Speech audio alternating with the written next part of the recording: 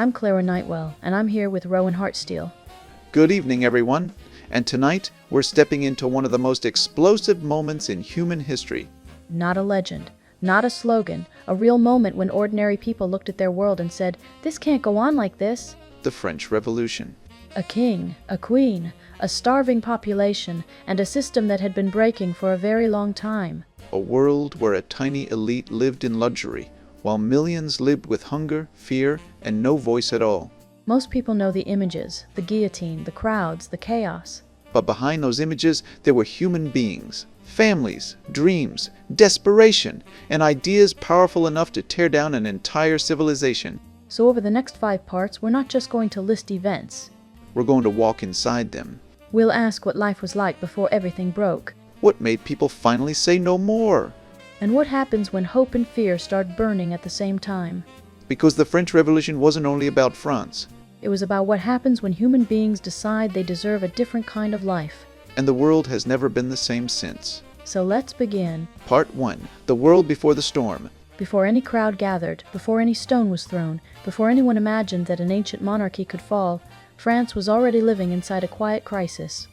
On the surface, France looked powerful and stable. It had one of the largest populations in Europe, a rich cultural life, and a royal court that dazzled the world. But beneath that elegant image, the country was under enormous strain. It's strange how collapse often hides behind beauty. People walk through palaces and festivals while something much darker is happening underneath. French society was built on an old system called the estates. The clergy made up the first estate, the nobility were the second, and everyone else, farmers, workers, merchants, families, belonged to the third. The imbalance was staggering. A tiny fraction of the population held wealth, land, and political influence, while the vast majority carried the weight of the entire nation. Most taxes were paid by the third estate. They funded the government, the military, and the luxury of Versailles. Meanwhile, the privileged classes were protected by tradition and law. For many people, life was a constant calculation. How much bread can we afford this week? What happens if the harvest fails? Hunger wasn't rare. It was always waiting. When bad harvests struck, food prices soared. Families sold what little they owned just to survive. Discontent wasn't political yet, it was physical, lived in empty stomachs. And all this was happening while the state itself was running out of money. Years of war, including support for the American Revolution, had drained the treasury. France had helped another nation win its freedom, but in doing so had pushed itself toward financial collapse. It's almost tragic. Inspiring ideas traveling back home with a bill the country could barely pay. At the center of this was King Louis XVI. He was not cruel by nature, but he was overwhelmed. He inherited a broken system and lacked the strength to reshape it. People often imagine tyrants as monsters. Sometimes they're just men in impossible situations, holding too much power and not enough vision. While the royal court continued its rituals of luxury, ordinary people felt increasingly invisible. Their labor kept the country alive, but their voices were not heard. And that silence can be more dangerous than anger. When people stop being listened to, they start searching for other ways to be seen. Meanwhile, Enlightenment ideas were spreading through books, cafes, and conversations.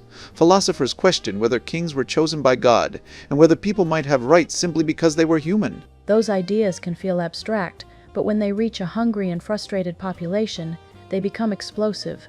A society that once accepted its place was beginning to imagine something different. And imagination, once awakened, does not easily go back to sleep. So before any revolution unfolded in the streets, it was already happening quietly in hearts and minds across France. All the elements were there: injustice, hunger, debt, and new ideas, waiting for the moment when they would finally collide. Eventually, a moment arrives when a broken system can no longer pretend everything is fine. In France, that moment came when the government had no choice left but to ask the people for help. By the late 1780s, the royal treasury was nearly empty. The state could not pay its debts. It could not fund its armies. It could not even keep up the image of stability that had protected the monarchy for generations. When a government runs out of money, it runs out of illusions too. Desperate for a solution, Louis XVI made a historic decision. He called together the estates, general, a national assembly that had not met in more than 170 years. That must have felt like opening a door that had been locked for centuries. It did. For the first time in generations, representatives of the clergy, the nobility, and the common people were invited to speak about the future of France. And the Third Estate finally had a chance to speak for itself. They arrived with lists of grievances, demands for fair taxes, for justice, for dignity. They were not asking for a revolution. They were asking to be treated as human beings. There's something heartbreaking about that, how small the first request was compared to what came later. But the system itself refused to bend. Each estate had one vote, meaning the clergy and nobility could always outvote the third, no matter how many people it represented. So the people who made up almost all of France were still being told they mattered less than a tiny elite. The frustration exploded. In June of 1789, the representatives of the Third Estate took a radical step.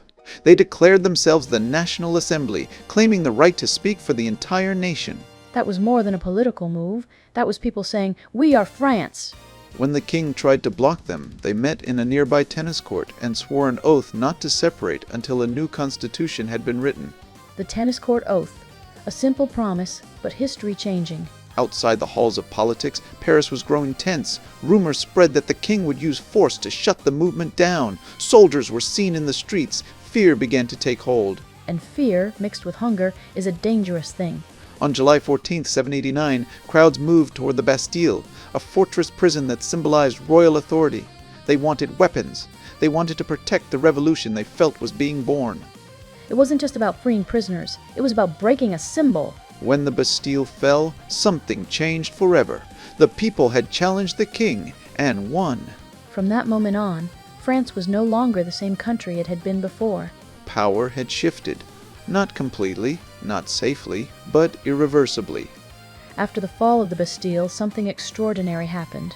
Fear began to loosen its grip, and for the first time in generations, many people felt that history was open again. Across France, news traveled quickly. Villages, towns, and cities began to reorganize themselves. Old authorities were questioned. Local councils were formed. The idea that people could govern themselves was no longer theoretical. It must have felt like waking up in a new world, even if no one knew exactly how that world would work. In Paris, the National Assembly began drafting something that would reshape political history, a Declaration of Human Rights. The Declaration of the Rights of Man and of the Citizen. Even the name feels revolutionary. It proclaimed that all men were born free and equal in rights, that sovereignty belonged to the nation, not a king, that law should protect everyone, not just the powerful. Those words may sound normal now, but at the time they were almost unthinkable. For people who had lived their entire lives under hierarchy and inherited privilege, this was a promise of dignity, a promise that their voices mattered. And promises like that can feel like oxygen when you've been suffocating. The monarchy was not immediately abolished. Louis XVI remained king, but his power was limited. France was becoming a constitutional monarchy, at least in theory. So for a moment, it looked like a peaceful transformation might actually be possible. For a brief time, hope filled the air. People debated politics in cafes, pamphlets circulated, artists, writers, and ordinary citizens imagined a fairer society. That kind of energy is intoxicating when the future suddenly feels like it belongs to everyone. But even in moments of hope, danger was quietly growing. Economic hardship had not disappeared. Food shortages continued, and many people still feared that the old order might return. Hope is powerful, but it's also fragile. It needs stability to survive. Meanwhile, the king and queen were deeply uncomfortable with their new limits. They felt trapped in their own palace, unsure who they could trust. So even while people dreamed of a new France, fear was growing on both sides. And when fear and hope collide, the results are never gentle. As time passed, the fragile balance that held France together began to crack. The dreams of a peaceful transformation started to feel harder and harder to protect. Foreign powers watched the revolution with alarm. Monarchies across Europe feared that the ideas spreading in France could infect their own people. So France wasn't just fighting its own fears anymore. It was being watched, judged, and threatened from the outside. War soon followed. France found itself surrounded by enemies who wanted to crush the revolution before it could fully take root. War changes everything. It makes every disagreement feel like a betrayal. Inside France, suspicion grew. Who was loyal to the revolution? Who was secretly hoping for the old monarchy to return? Trust became rare. and fear has a way of demanding simple answers to complicated questions. A group known as the Jacobins rose to prominence, arguing that only strict measures could protect the revolution. Among them was a man named Maximilien Robespierre.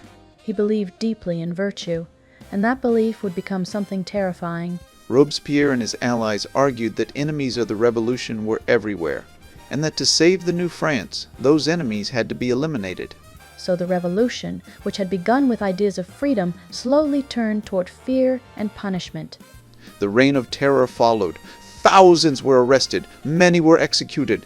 The guillotine became a daily presence in public life. It must have felt like the world itself was holding its breath. Even former revolutionaries were not safe. Suspicion devoured its own creators. And somewhere in all that blood and fear, the original dream was getting lost. When the terror finally began to burn itself out, France was exhausted. So many lives had been lost that even the idea of victory felt hollow. Robespierre, the man who had once spoken so passionately about virtue, was himself arrested and executed. The machine he had helped build turned against him. There's something deeply tragic about that, a revolution eating its own heart. With the terror over, France tried to find stability again. New governments rose and fell. None of them quite knew how to balance freedom with order. It's hard to build something new when you're standing on the ruins of the old. Eventually, a young general named Napoleon Bonaparte would rise to power, bringing an end to the revolutionary era and the beginning of something very different. So in a strange way, the revolution both destroyed a monarchy and paved the way for a new kind of empire. Yet the ideas unleashed in those years could not be put back into their old cages. Concepts like citizenship, equality before the law, and popular sovereignty spread far beyond France. Even when the politics failed, the ideas survived. They inspired movements across Europe and the world. They reshaped how people thought about governments, rights, and what it meant to belong to a nation. And yet, when you look at the cost, the fear, the executions, the suffering, it's impossible not to feel conflicted. The French Revolution reminds us that even the most beautiful ideals can become dangerous when they lose their humanity. But it also reminds us that once people imagine a world built on dignity and rights, they never completely forget that vision. History does not move in straight lines. It moves in waves of hope, fear, courage, and regret. And the French Revolution is one of the moments when all of those waves crash together. Its legacy is not a single answer, but a question that still echoes. What are we willing to risk in order to be free? That question is still alive today, long after the last echoes of the guillotine faded. Before we continue, I want to bring in someone very special. Margaret, are you with us? I am, Clara. And tonight I brought 3 books that can help anyone go deeper into the French Revolution. Not just the events, but the human story behind them. The first is Citizens, A Chronicle of the French Revolution by Simon Schama.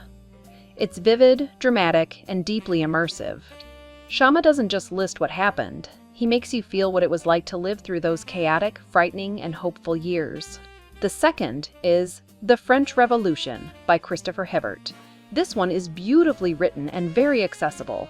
It's perfect if you want a clear, flowing narrative that brings people like Louis XVI, Marie Antoinette, and Robespierre to life. And the third is The Oxford History of the French Revolution by William Doyle. This book is more analytical, but incredibly powerful. It helps you understand why the revolution unfolded the way it did, and how political structures, economics, and ideas all collided. Together, these 3 books give you emotion, story, and structure. They show you not only what happened in France, but why it mattered, and why it still matters. Thank you, Margaret. That was exactly what we needed. So Rowan, after everything we've talked about, the hope, the fear, the violence, the ideas, what do you think the French Revolution really left behind for the world? I think its greatest legacy was the idea that political power does not have to belong to a single family, a single class, or a single tradition. It introduced the belief that people themselves could shape their own future. And that idea didn't stay in France, did it? Not at all. Those ideas traveled across borders and oceans.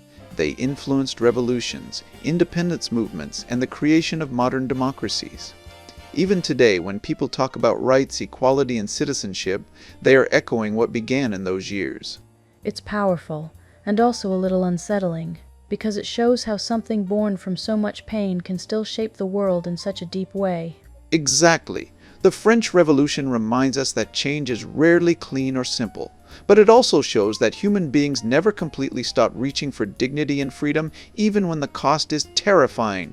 And that's what makes it still matter centuries later. If you enjoyed exploring this story with us, don't forget to like, subscribe, and leave a comment. We'd love to hear what you think.